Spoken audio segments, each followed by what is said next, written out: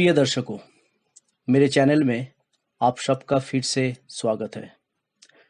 मुझे विभिन्न उपनिषदों पर आगामी एपिसोड की नींव के लिए वेदांत की शुरुआत जारी रखने का अवसर लेना चाहिए। मैंने विवरण में वेदांत के परिचय के पहले भाग का लिंक दिया है, कृपया देखें यदि आप चूक गए हैं। जब पृथ्वी किसी देश का सीमाओं से विभाजित नहीं थी, जब दुनिया में शायद ही कोई सभ्यता की उन्मेष हुई थी, उस समय सिंधु और सरस्वती नदी के तट पर कुछ असाधारण बुद्धिमान लोग इस ब्रह्मांड के रहस्य को सुलझाने की कोशिश कर रहे थे। आज हम उनके कार्य को वेद के नाम से जानते हैं। 4 वेद है, जैसे कि आप लोग जानते ही है, ऋग्वेद, सामवेद, यजुर्वेद और अथर्ववेद। अज्ञात ऋषियों की सामूहिक कृति है ये वेद। लेकिन ऋषि व्यासदेव, जिन्हें वेदव्यास के नाम से भी जाना जाता है, उन्होंने सभी छंदों या मंत्रों और श्लोकों को अलग अलग वेदों में संकलित किए थे। लिखित काल के बारे में कई दावे हैं, लेकिन वेदों की रचना कब हुई इसकी वास्तविक तारीख आज तक कोई नहीं जानता। वेद वैदिक संस्कृत भाषा में लिखे गए थे। वे बहुत कम शब्दों में लय के साथ काव्यात्मक ढंग से रचे गए हैं। इस कारण सुनने में बहुत श्रुतिमधुर है। प्रत्येक वेद 4 भागों से मिलकर बना है। पहला भाग संहिता, मंत्रों से युक्त। दूसरी भाग ब्राह्मण, अनुष्ठानों से संबंधित। तीसरी भाग आरण्यक, सन्यासी या वन में रहने वाले तपस्वियों के लिए धर्मशास्त्र। और आखिरी उपनिषद, सर्वोच्च ज्ञान जो भारतीय दर्शन की नींव है। जैसा कि उपनिषद वेदों के अंत में लिखा गया था, या उपनिषदों में लिखा गया ज्ञान सर्वोच्च ज्ञान है, अर्थात इसके बाद मानव भाषा में कोई और ज्ञान व्यक्त नहीं किया जा सकता है। सभी उपनिषदों को मिलाकर सामान्यतः वेदांत कहा जाता है। लगभग 200 उपनिषद ज्ञात है। उनमें से 13 सबसे पुराने उपनिषद है और जिन्हें मुख्य या प्रधान उपनिषद कहा जाता है। शेष 95 उपनिषद गौण है। इन 108 उपनिषदों का उल्लेख मुक्तिका उपनिषद में किया गया है, इसलिए इन्हें मुक्तिका कैनन कहा जाता है।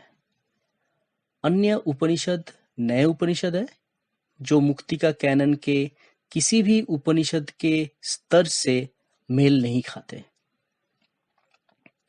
श्रीमद् भगवद गीता और ब्रह्मसूत्र के साथ मुख्य या प्रधान उपनिषदों को सामूहिक रूप से प्रस्थानत्रयी के रूप में जाना जाता है। बाद में कई व्याख्याकारों ने प्रस्थानत्रयी पर भाष्य लिखे हैं। आदि शंकराचार्य के अविश्वसनीय कार्य को अद्वैत वेदांत या अद्वैतवाद के रूप में जाना जाता है। रामानुज ने अद्वैत वेदांत को चुनौती दी और अपने विचारों के स्कूल का गठन किया, जिसे विशिष्टाद्वैत या योग्य अद्वैतवाद कहा जाता है। बाद में माधवाचार्य ने दोनों विचारधाराओं की अवहेलना की और विचारों की एक नई विचारधारा का उदय हुआ। वह है द्वैत या द्वैतवाद। भारत में अधिकांश परंपराएं या संस्कृतियां किसी न किसी तरीके से इन विचारों के स्कूल से जुड़ी हुई है। इन विचारों के स्कूल में से आदि शंकराचार्य के अविश्वसनीय काम को भारतीय दर्शन में अपने तेज, निर्विवाद तर्क, स्पष्टीकरण और प्रतिभा के कारण सबसे अधिक सम्मान के साथ माना जाता है। अब सभी दर्शकों के लिए मेरी चेतावनी। उपनिषदों के सभी श्लोक एन्कोडेड शॉर्ट फॉर्म में लिखे गए हैं। संदेश उनमें छुपे हैं। कभी-कभी शब्द दर शब्द अर्थ आपको गलत संदेश दे सकते हैं। यह ऐसा है जैसे किसी फिल्म को एक भाषा से दूसरी भाषा में डब करने के कारण वास्तविक संदेश और स्वाद खो जाता है। इसीलिए छंद पढ़ते समय बहुत सावधान रहे, बार-बार पढ़े, यदि आवश्यक हो तो कई टिप्पणियों को देखें। इसे समझने के लिए अपने विश्लेषणात्मक, तार्किक और गणितीय मस्तिष्क का उपयोग करें। इन श्लोकों को लिखने वाले ऋषि साधारण लोग नहीं थे। छंद लिखने से पहले उन्होंने उनका अनुभव किया। वाक्यों में, वाक्यांशों में और कविताओं में उन्हें तैयार करने से पहले वे स्वयं तार्किक निष्कर्ष पर पहुंचे। प्रिय दर्शकों, यदि आपको कोई जानकारी सही नहीं लगती है तो कृपया मुझे कमेंट में बताएं।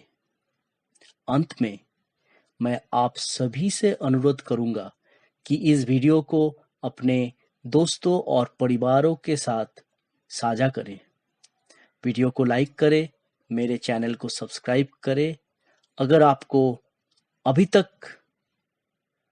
अगर आपने अभी तक नहीं किया है तो अधिक वीडियो के लिए नोटिफिकेशन प्राप्त करने के लिए बेल आइकन दबाएं।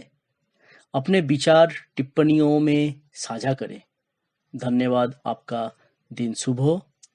वेदांत के परिचय अंतिम भाग पर नए वीडियो के साथ जल्दी मिलेंगे।